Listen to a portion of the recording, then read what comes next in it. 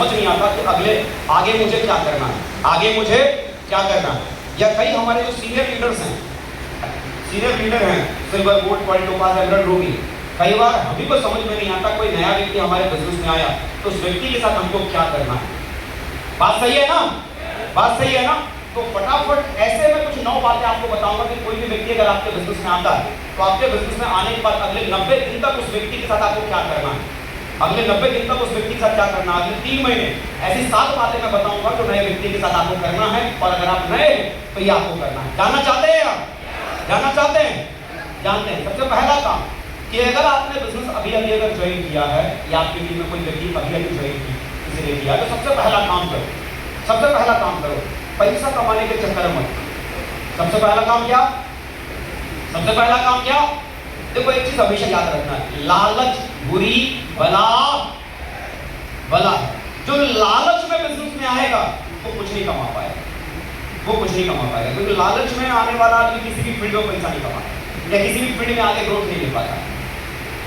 लेकिन बिजनेस अगर सीखने पर अगर आपने फोकस कर दिया, ग्रोथ पर अगर आपने ध्यान अगर देना शुरू किया, तो आने वाले टाइम में बहुत कुछ यहाँ से किया जा सकता है, बहुत कुछ।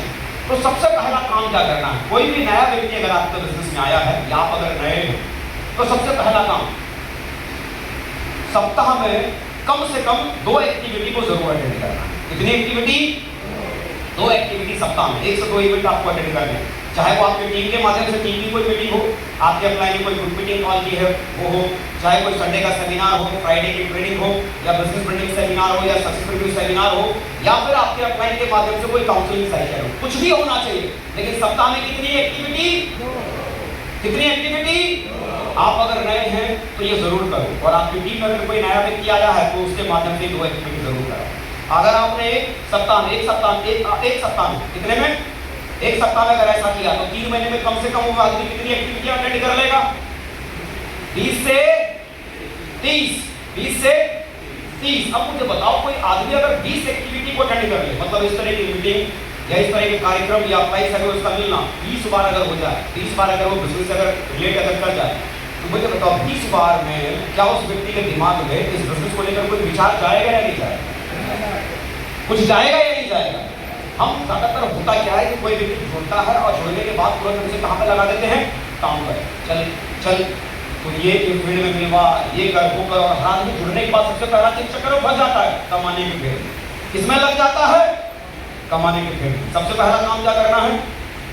वीकली 2 इवेंट उसको जरूर अटेंड कराओ। और दूसरा काम क्या करना है, अगर आपने बिजनेस को हाल ही में ज्वाइन किया और कुछ बड़ा करने का इरादा है और आपको लग रहा है कि ये काम मेरे लिए नहीं है, मैं इसे नहीं कर पाऊंगा, मुझे छोड़ देना है, मैं कह रहा हूँ छोड़ने का मन है, छोड़ देना। लेकिन अब जिन्होंने ना इसे समझा, ना जाना और छोड़ दिया, क्योंकि हमेशा अपनी लाइफ में चीजों को छोड़ने की आदत है। एक आदमी था जिसको भगवान ने आशीर्वाद क्या दिया। एक व्यक्ति ने बोला कि भाई मुझे अमीर बनना है। बोला कैसे बनेंगे?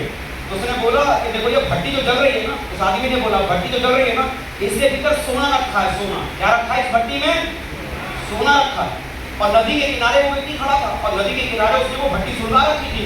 बोला साहब मुझे पैसा कमाना चाहता हूँ, समझ में नहीं आता। बोला रातों रात मुझे पैसा चाहिए? बोला हाँ। बोला अभी चाहिए? बोला हाँ। बोला एक काम कर, इस भट्टी में मैंने सोना रखा है और इस भट्टी के कोयले को अगर तू निकाल देगा तो इसमें सोना तुझे मिल जाएगा और तुझे पैसा भी तुरंत मिल जाएगा। उसने बोला ये भट्टी तो गर्म है। बोला करना क्या? बोला एक एक करके कोयला अगर फेंकेगा तो सोना भी निकल आएगा, उसको रख लेना। उसने कहा ठीक है साहब। तो उसने क्या किया, भट्टी से कोयला निकालते ही हाथ क्या करने लगा, जलने लगा। ओहो जल रहा है साहब। लेकिन फिर भी उसने कोयला उठाया और ऐसे करके पानी में छोड़ दिया। ज्यादा देर खोलता हुआ कोयला अगर हाथ में अंगार रखेगा तो हाथ जल जाएगा, हाँ कि ना? उसने एक उठाया फेंक दिया, दूसरा निकाला तुरंत फेंक दिया, चौथा निकाला तुरंत फेंक दिया, पांचवा निकाला तुरंत फेंक दिया, छठा निकाला तुरंत फेंक दिया। धीरे धीरे इस हाथ को और इस दिमाग को ये आदत पड़ गई, निकालना है और फेंकना है, निकालना है और फेंकना है। निकालते फेंकते अचानक वो सोना उसके हाथ में आके जब खोलता हुआ था, उसने निकाला, ओह सोना है, फेंक। क्योंकि दिमाग और हाथ को किसकी आदत थी? अफसोस कर रहा था काश थोड़ा सा कुछ जाकर के सोना मेरा, क्योंकि हर चीज को पकड़कर छोड़ने की उसकी आदत बनी हुई। हमारी लाइफ में भी अक्सर करके ऐसा होता है, मौका हमारी लाइफ में ढेर सारे आते हैं, लेकिन हर बार उन मौकों को पकड़कर छोड़ने की हमारी सिर्फ आदत हो जाती है। किसी काम को एक दिन करते हैं, मुश्किलें छोड़ देते हैं, किसी काम को एक महीना करते हैं, मुश्किलें छोड़ देते हैं। ऐसे न जाने कितने काम आपको आपके जीवन में मिले होंगे, लेकिन हर काम को आपने क्या समझ के छोड़ दिया? 2 दिन में नहीं हुआ, छोड़ दो। 5 दिन में नहीं हुआ, छोड़ दो। 10 दिन में नहीं हुआ, छोड़ दो। महीने भर में नहीं हुआ, छोड़ दो। अरे किसी काम में कोई भी आदमी एक्सपर्ट 1 दिन में, 2 दिन में, 10 दिन में, महीने भर में नहीं बनता। अगर कोई आदमी किसी काम में एक्सपर्ट बनना चाहता तो उस काम को लगातार 1000 दिन करके देखे, वो उससे बड़ा एक्सपर्ट उस फील्ड में कोई नहीं मिलता है। खाली मोटिवेट करके, गरम करके आपको जबरदस्ती को प्रोडक्ट सिखाया नहीं जा रहा। या सच में हम अगर पैसा दे रहे हैं तो पैसे के बदले में इस्तेमाल करने के लायक वो सामान हमें मिल रहा है या नहीं? वैल्यू फॉर मनी वाला प्रोडक्ट है या नहीं? इस प्रोडक्ट पे दम है या नहीं? इसमें कोई खूबी है या नहीं? उसको यूज करो, टेस्ट करो, चेक करो, प्रोडक्ट के बारे में जानो, बिजनेस प्लान को समझो, जितना ज्यादा हो सके इस बिजनेस प्लान को समझने की कोशिश करो। शुरुआत में समझ में आता? सच बताओ, पहली बार जब प्लान आपको दिया गया था, क्या समझ में आया था? समझ में आया था? तो आपने कैसे मान लिया कि आपके साथ कोई नया व्यक्ति बिजनेस में आता है, वो समझ ही गया होता है? पहली बार में समझ में आता, लेकिन डेप्थ में जाओ, बिजनेस प्लान को समझने की कोशिश करो, टूल्स को समझो, अचीवर्स के वीडियोस को देखो। आज अगर देखोगे तो यूट्यूब के ऊपर डायमंड्स के वीडियो भरे पड़े हैं। आप देखो तो सही उनके प्रोफाइल के बारे में, उनको सुनो। उनको सुनने से आपका विश्वास पैदा होगा कि यार एक सब्जी बेचने वाला डायमंड बन सकता है तो मैं भी बन सकता हूँ, एक एमबीए वाला डायमंड बन सकता है तो मैं भी बन सकता हूँ, एक इंजीनियर डायमंड बन सकता है तो मैं भी बन सकता हूँ, एक डॉक्टर डायमंड बन सकता है तो मैं भी बन सकता हूँ, एक फौजी डायमंड बन सकता है तो मैं भी बन सकता हूँ, एक तेल बेचने वाला डायमंड बन सकता है तो मैं भी बन सकता हूँ। उनके प्रोफाइल को समझो, उनके बारे में जानो। जितना ज्यादा डेप्थ में जाओगे, गहराई में जाओगे, उतना भरोसा अंदर से आएगा। कहां से आएगा? अंदर से। तो किसी भी फील्ड को छोड़ने से पहले उस फील्ड को गहराई से समझना बहुत जरूरी। जब इन सब चीजों के बारे में जानना शुरू करोगे, जितना ज्यादा आप अपने बिजनेस से गहराई में जाओगे, उतना आपको आपके बिजनेस से मोहब्बत होना शुरू हो जाएगी या नहीं? उतना वो बिजनेस समझ में आने लगेगा कि नहीं? उतना वो बिजनेस आपको समझ में आने लगेगा। चौथा काम क्या करना? Make a list and pick minimum 90 people within a 90 day. आप किन लोगों को इस बिजनेस में लाना चाहते हैं? आप अगर नए हैं तो आप कम से कम ऐसे लोगों की लिस्ट बनाओ, आपके रिश्तेदार, मिलने वाले, यार दोस्त, पड़ोसी, जिनको आप इस बिजनेस में शामिल करना चाहते हैं। या आपकी टीम में अगर कोई नया व्यक्ति है तो उनके साथ बैठकर उनकी लिस्ट बनाओ। और लिस्ट बनाने के बाद 3 महीनों में कम से कम कितने प्लान देने हैं? कितने प्लान देने हैं? 90 प्लान। लेकिन 90 प्लान में पहला 10 प्लान आप दो, बाकी अगला 80 प्लान किसको देने के लिए बोलो?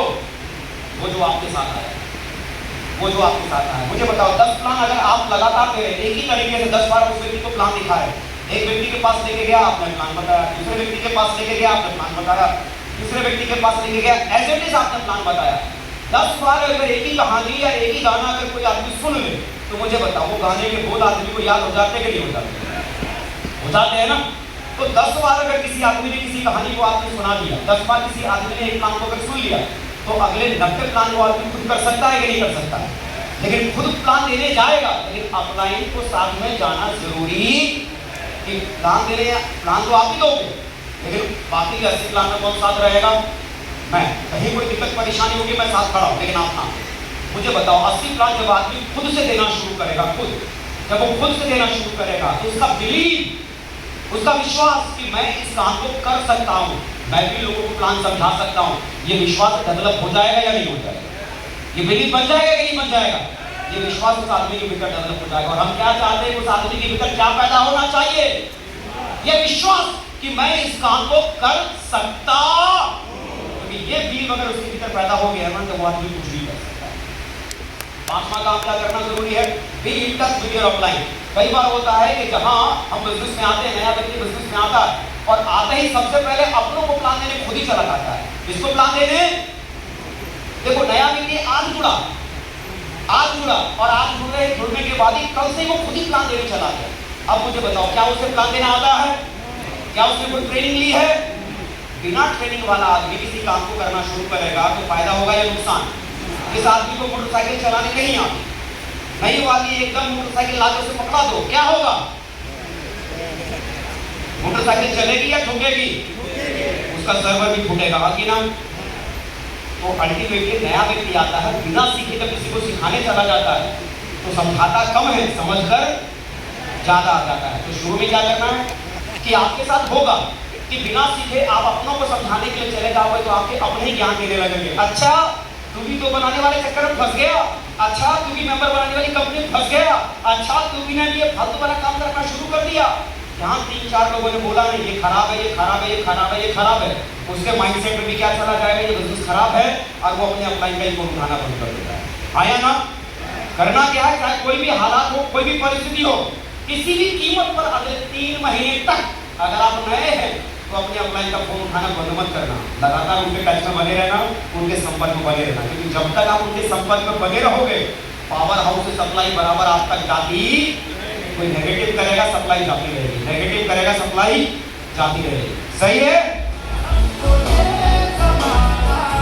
और छठा तरीका क्या है, do it in the right way. 3 तरीके होते हैं किसी काम को करने के। पहला रॉन्ग वे, गलत तरीका, किसी काम को अगर गलत तरीके से करेंगे तो रिजल्ट क्या आएगा, गलत। और दूसरा तरीका होता है माय वे, मेरा तरीका, किसी काम को मैंने इससे पहले कभी किया नहीं, लेकिन उस काम को अगर मैं पहली बार करने की कोशिश करता हूं तो 2 बातें होंगी, या तो रिजल्ट आ सकता है या तो रिजल्ट नहीं आ सकता, क्योंकि इसको करने का एक्सपीरियंस मेरे पास पहले से नहीं। तो तरीका काम कर भी सकता और तरीका काम नहीं भी कर सकता। और तीसरा तरीका होता है राइट वे, सही तरीका। तो किसी भी प्रोफेशन के भीतर, किसी भी बिजनेस के भीतर और किसी भी नौकरी के भीतर वेल डिफाइंड बना बनाया एक सिस्टम होता है, वेल डिफाइंड बना बनाया एक सिस्टम होता है।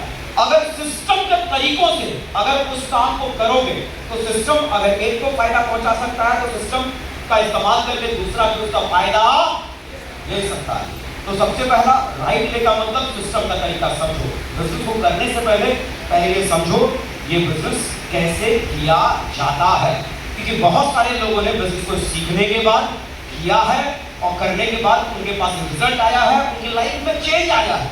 तो जब इतने सारे लोगों की लाइफ में सीखने के बाद करने के बाद चेंज आया, तो सीखने के बाद करने के बाद आपकी लाइफ में भी चेंज आ सकता है या नहीं आ सकता है? तो क्या करना है, सिस्टम के तरीकों को सीखना है और समझना है। सही है?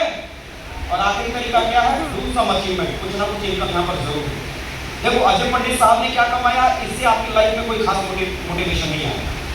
अविनाश जी ने, संजीव जी ने, सतीश जी ने, शुभकांत जी ने, अजीत जी ने क्या कमाया है, ये आपकी लाइफ में चेंज नहीं लाया। लेकिन जिस दिन काम करने के बाद इस बिजनेस से पहला वो 1000 का चेक भी आप कमाओगे ना, वो 1000 का चेक आपके भीतर इतना बड़ा विश्वास आपको देगा कि अगर 1000 आ सकता है तो कल को लाख और करोड़ भी जरूर आएगा। वो बिलीव अंदर से पैदा होगा। तो कुछ भी करो, 90 दिनों में अपना मिनिमम वाला चेक भी जरूर जनरेट करो। और ये मिनिमम वाला चेक कब आएगा, जो पीछे की 6 बातें मैंने आपको यहाँ पर बताई, 6 स्टेप बताए ना आपको, वो 6 स्टेप आप